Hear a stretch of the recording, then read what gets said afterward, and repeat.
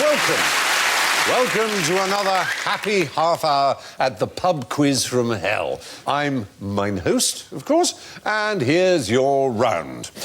A small, dry, white one. A large one. Is this your car, sir? And, of course, I'll be having my usual. Welcome to the Four Bells, gentlemen. John goes. Jimmy goes. Phil goes. And Alan goes.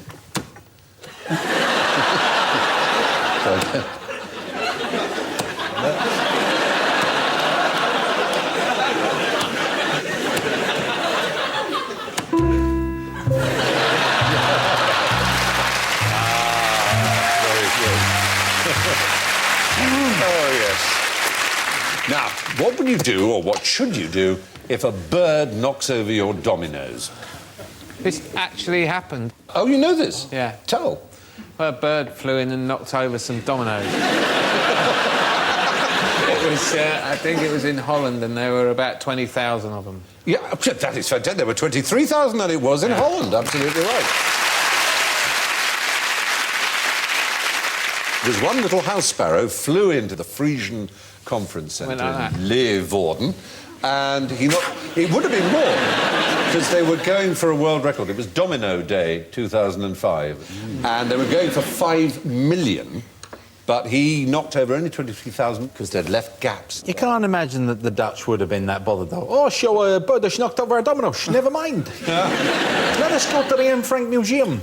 Well, in fact, what they did is they called for one Duke Faunabeheer, who came in with a net and tried to trap the bird because they were terrified. He was still in the building. He was going to knock over more. Bizarrely, Faunabeheer means animal manager in Dutch. Fauna is fauna and beheer means a manager. Anyway, and he tried and tried and tried, and then he shot it. And he was fined €200 for the crime of killing a member of an endangered species, the house sparrow. I've had some bird problems recently. I have... Pigeons have suddenly decided to live on my balcony in great quantities. There were nests and feathers and shit everywhere. It was like Jackson Pollock had been doing it all. And I went to see somebody about it. They said, oh, you know what you need? You need a kestrel. And also, at the time, John was hosting a massive domino party. Yeah. It went horribly wrong, Philip, I can tell you. I love the image of Session sat at home watching television, kestrel on the arm. Fly, my pretty. You could pull it off, though, couldn't you? A kestrel, I mean, I'm sure he'd love it, but... You're barred! Well, amazingly, the Dutch animal rights people got very, very upset about the death of this one sparrow. And this year, they are actually opening a special house sparrow display, and the stuffed dead sparrow will star. Is that up against the Anne Frank house? It is. Because I don't think it's as bad. That's a more plausible image of the Nazis creeping into Anne Frank's house and she knocks the dominoes over and suddenly they... Up in the loft of Roger's happening. Go to the loft, I hear a domino. These Nazis. Funny accent. I know. I've never met any. I only ever seen Hello, Hello, so not got a lot to base it on. We can move on. Anyone fancy a game of arrows while we're in the pub? On the hockey, then, what begins with D and is something you always see the players doing in darts matches? Johnny? Dangly wrist. Dangly wrist? The great darts player always, before they wobble their stomach, they do this with their wrist. I'm sorry, it's an unfortunate... What kind of pubs have you been playing darts in? Oh, hello. Yes, they're very nice. Do that. Oh, Jimmy, no, it's 2006. What did... We can't be doing hello ducking, can we? Is there some word that they use that means throwing the darts? Or is it darting? Well, what you've done is you've cleverly avoided our trap, which was drinking, because that's what they don't do. No, it's actually against the rules of competition darts to drink during a game of darts. When they first televised it, they would drink quite a lot while they were playing. Then the game fell into decline, and it was that fell whore comedy that was responsible. Darting. You join us during the final stages of this truly titanic struggle between Di, Fat Belly Gut Bucket, and the English champion, Tommy Even Fatter Belly Belcher. It's game on. And it's a good start. Double vodka. Single pint.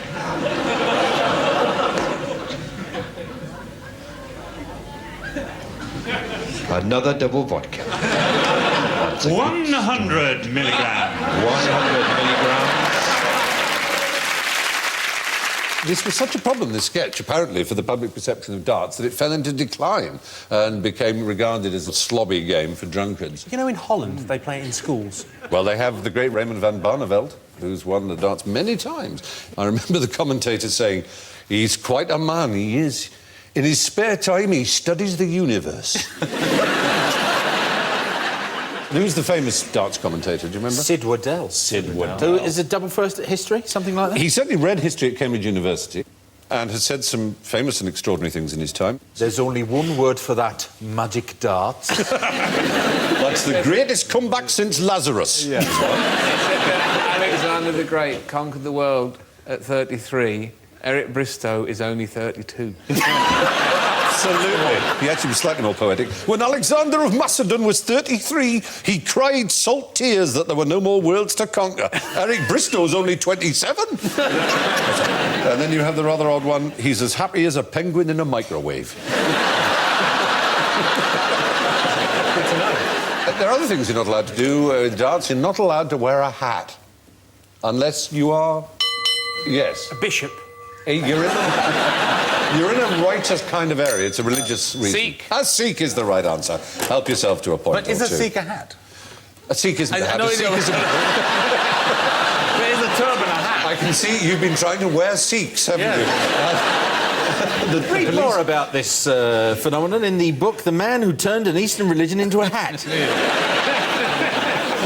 No, a turban isn't a hat officially, I suppose. Not really a hat. It's a head joy of one kind.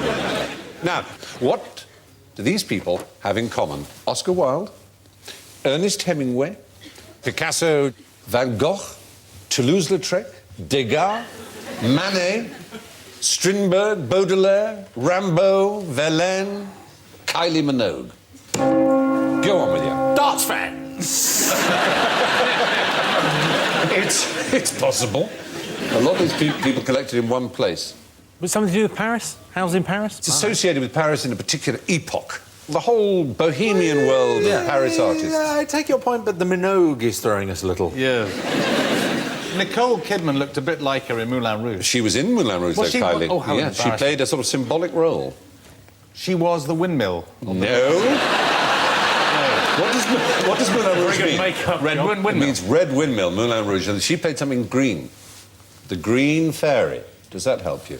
What is the Green Fairy? Absinthe. Absinthe! Take a point. Not as many as if you got it earlier. Yeah.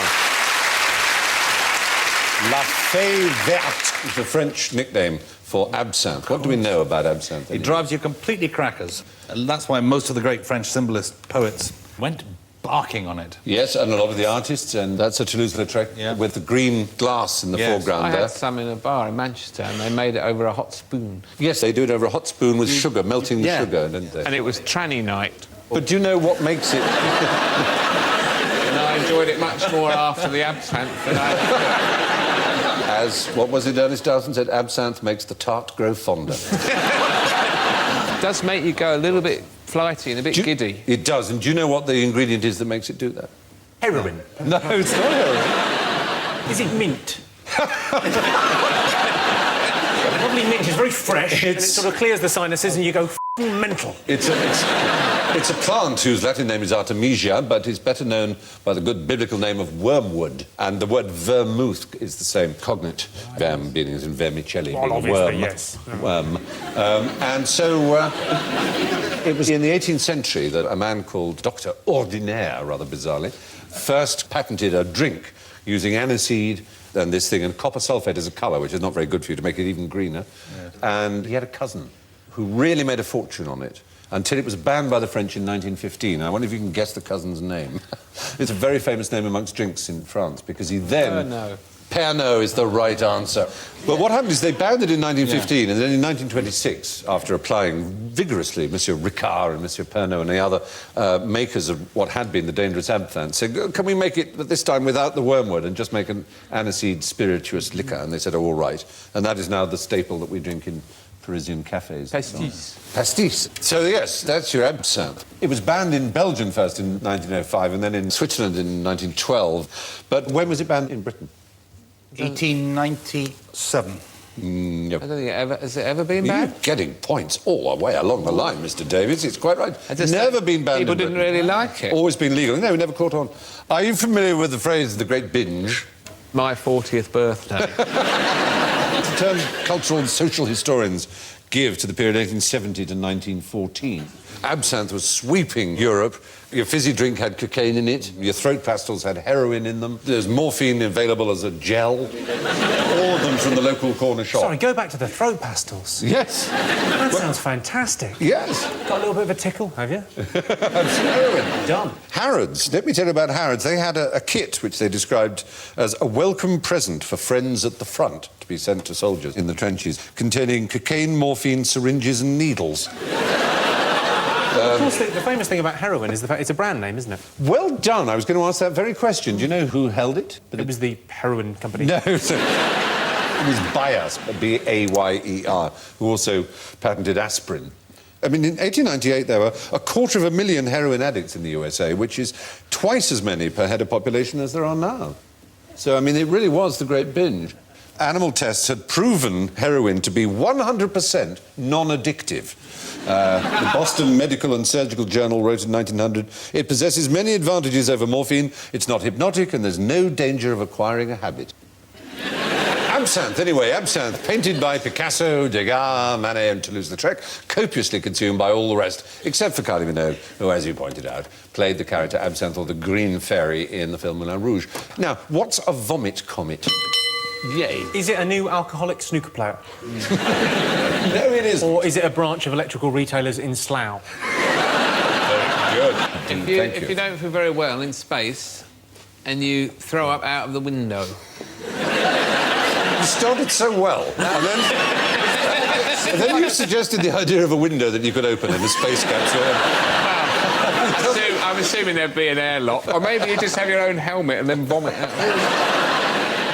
It's a plane that they train astronauts. You're absolutely right, Phil. Jupiter's helping us They float about and they throw up and they bring them down again. Exactly right. Covered in their own business. It's exactly right. Well done. It's a military spec 707, and it does parabola flights. It does about 30 or 40 in a mission. They shot about 20 minutes of footage for Apollo 13 in it, but they could only do it in 60-second chunks because that's as much as you're allowed to be weightless before they have to bring you back down. You're absolutely right. It's actually even less than 60 seconds. Yeah, it's about 40 seconds. It must be padded. Well, you don't need to because you don't really hit it with any force when you're weightless. Well, I imagine when you stop being weightless. It comes back slowly, I guess, because you're problem. You go it's from... also covered in sick. Go from 0G... Interesting point from a personal point of view. If you weight a lot, are you more weightless? We have the interesting physical question of the difference between mass and weight. Weight is a phenomenon that doesn't exist except by virtue of gravity, because we are live in 1G. Tell that to society, yeah.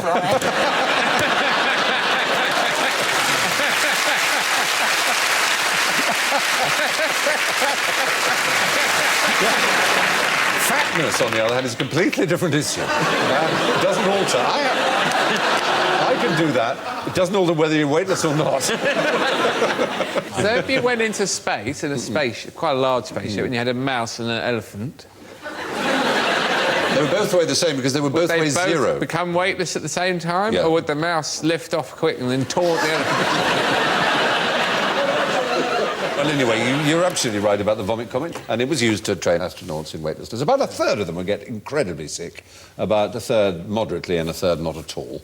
But supposedly it was the anxiety rather than the actual experience that made them sick. So, what do you know about the great stink? Johnny? In 1858... Yes? Parliament in this country was trying to be held, and the smell of crap coming from the Thames was so appalling that they tried to get round it by hanging curtains dipped in lime. That's right. But it was still pretty terrible, as you can imagine. And so then they had to turn to the man whose descendants eventually invented Big Brother, Bazalgette. The Great Stink was in 1858. Yeah. I'd love to have been in Parliament that day, wouldn't it be great? Yeah. And I put it to the honourable member that he who smelt it dealt it.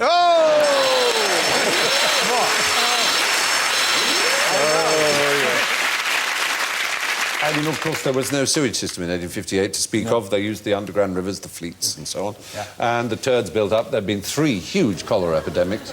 1% of all the population of London had been killed in cholera. Is cholera a smelly thing? No, but it goes where smell is, and that's the point. At the time, everybody believed it. Even the most senior doctors believed that disease was spread by smell. I still think that. Well, indeed, a lot of people do. Because so often, where there is something terrible like typhoid or cholera, there is also an awful smell. Because let's face it, these are fecally born diseases, and it's when shit gets into water and people drink the water that they get typhoid or cholera. People smell it. But of course, they had no microscopic evidence of the fact that there were parasites or bacilli or germs of any kind. So they naturally thought, this is causing a terrible smell. So to get rid of the smell, we will have sewers that take everything away underground, which is the greatest sewage system that had ever been built in London. Miles, thousands of miles of drains. The embankment was built there in front of us and next to this studio. Putney Bridge, many other bridges, huge pumping stations, vast areas of London. It was the biggest civil engineering job ever undertaken by this man, Joseph Bazalgette, whose great-great-grandson, oddly enough, now runs Endemol and is busy pumping shit back into our homes. But that's another matter.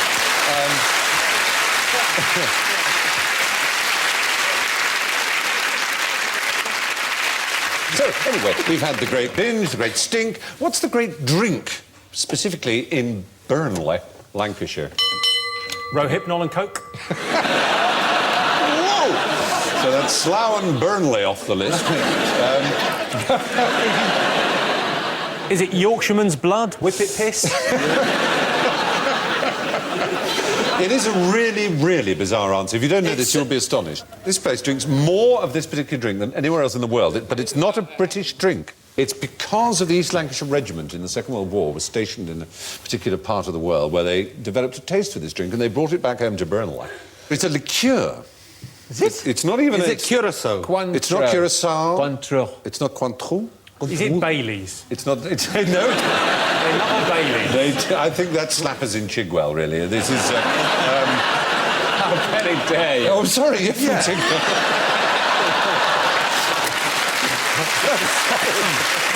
I do apologise. No, the Burnley Miners Working Men's Club gets through a third of the number of bottles sold in the entire country, just the Working Men's Club. Kahlua. It's not Kahlua. It's rather more sophisticated. Chartreuse. That's the right area. Strega. No, Chartreuse is brewed by monks, and this is brewed by monks too. Any offers, anyone? Don't know. Benedictine from the audience is the right answer. A Benedictine. There it is. Isn't that extraordinary? And it's genuinely true. Burnley drinks more than any other place in the world. They did seem to be drinking pints with froth. Yeah, it was a latte Benedictine. It was, Oh, we've got a body shop in the parade now, you know. Oh, yeah. I'll have a Benedictino. Now, what did Dora do with invisible ink and binoculars? Are we dealing with the Defence of the Realm Act? You are. Dora, in this Yes. instance, is the Defence of the Realm Act. Right. So- And what did the Defence of the Realm Act do with invisible ink and binoculars? Did it ban them? It banned them. I think you share the points. Very good. Absolutely right.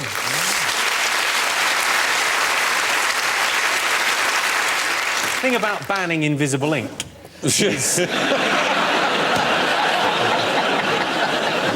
Difficult to follow through You with that, put isn't your it? finger on a problem there. Absolutely. 1915, the year that the French banned absinthe, was the year of Dora. But what did it introduce, which is rather fitting to our theme here this evening? Oh, the licensing hours. The license, you're doing well. Points piling up there with you, Phil Jupiter's absolutely right. Introduced licensing hours. Why? Shift workers. Yes. Yeah, to get more productivity out of the workers. In the Second World War, they had to get Veronica Lake to get her hair cut. Yeah. Because the ladies who had to work in the factories while the chaps were away getting blown to bits were mimicking her haircut and getting caught in the machinery. Oh, Yeah, she used to have her hair over one eye. she did, that wonderful blonde wave, the rippling. She was very back. fit. She was well fit. She thought it was down to the eye, but... So anyway, all the girls thought, oh, I'd like to be like Veronica Lake. Yeah. So they had their hair like that, and then they'd lean over and go... You're in danger of that happening to yourself, Alan, I have to say. That's one of the reasons why I don't work in munitions factories. It's all beginning to make sense. Yes, they also brought in British Summertime with Dora. They came up with summer. They're brilliant. They came up with summer. I thought we weren't doing that. That was different.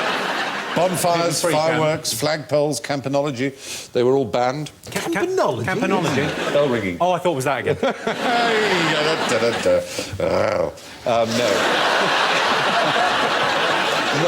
Hang on, there's no need to try and arouse us during this.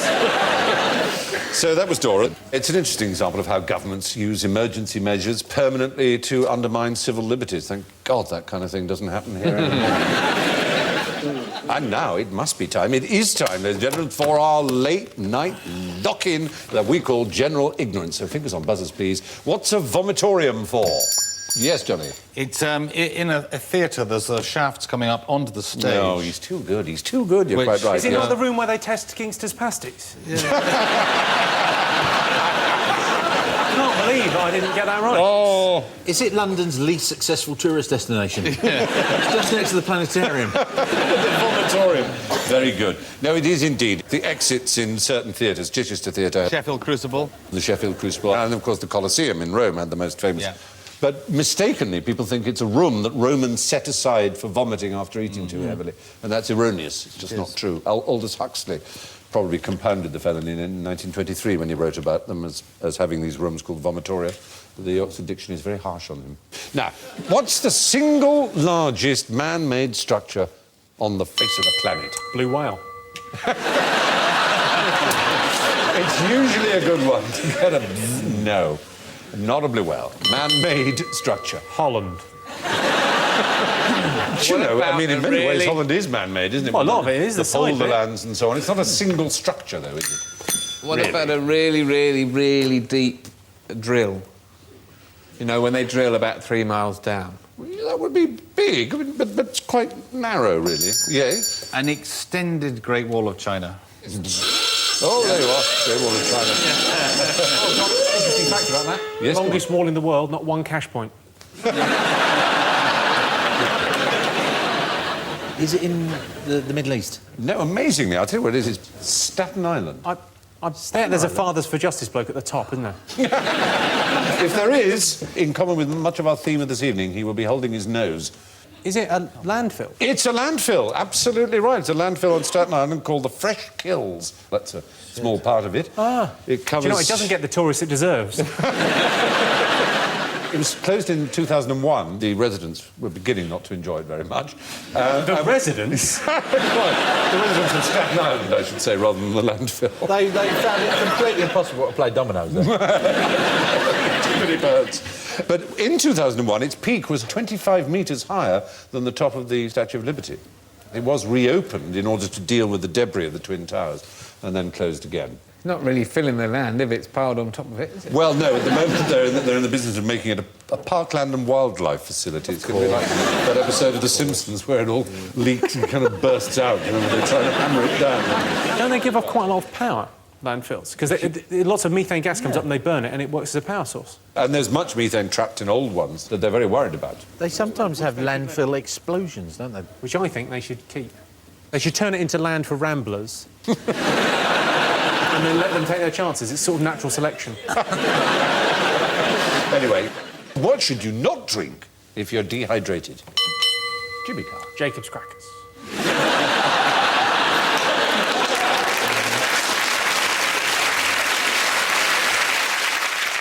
You could blend them up with a little flower top. Refreshing. What liquid? Shouldn't you drink? Seawater is the right answer, yes. Anything else? You shouldn't drink seawater. Yeah. Booze. Mustn't drink booze. Sorry. No, we've got a rather cross expert, the dietitian here from St George's Hospital, London, chief dietitian Catherine Collins. Can I get that name again? Yep, absolutely. Love to see you.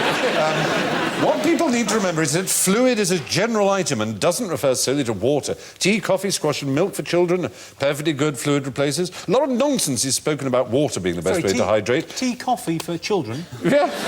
She's a dietitian, is she? Tea, coffee, squash and milk for children. Yeah. And yes, apparently a bit of beer's fine and coffee would be fine.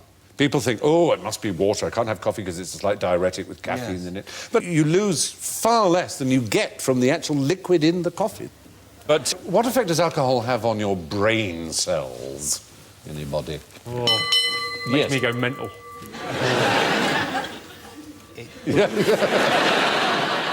What it certainly doesn't do, which you might have said, was destroy or kill them. Right. But it doesn't.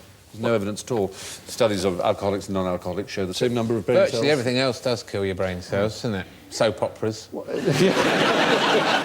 What are the beer goggles? What is the Latin term? Beer goggles? Yeah. What are they? When you've got the beer goggles on, it's when you really fancy someone who normally you wouldn't fancy. Oh! So you would refer to someone as a 7-pinter? Yes. Stephen doesn't have beer goggles, he has Madeira pince-nez. I imagine with Stephen it would Oh, you're a cracker. More Madeira? A small cherry. A sherry monocle. Hey, you've got the sherry monocle in. Rot as I hate you. Anyway, I think it must be time to settle up. Last of all, on this melancholy evening, we won't say last, we'll call you the designated loser. It's Phil with -15, ladies and gentlemen. In third place with -3, John Sessions. In second place with +2 milligrams, it's Jimmy Carr, ladies and gentlemen. What can this mean? It can only mean that tonight's runaway winner with 10 points is Alan Davis. Wow!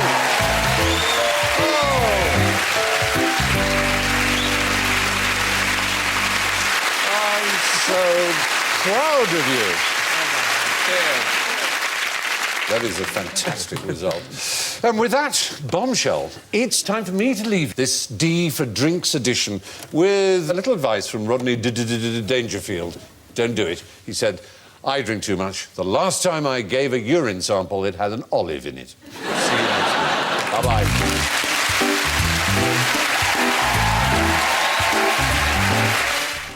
The next episode of QI is over on BBC 4 now, and if you haven't got round to getting BBC 4 yet, find out how by calling 08700 10 10 10.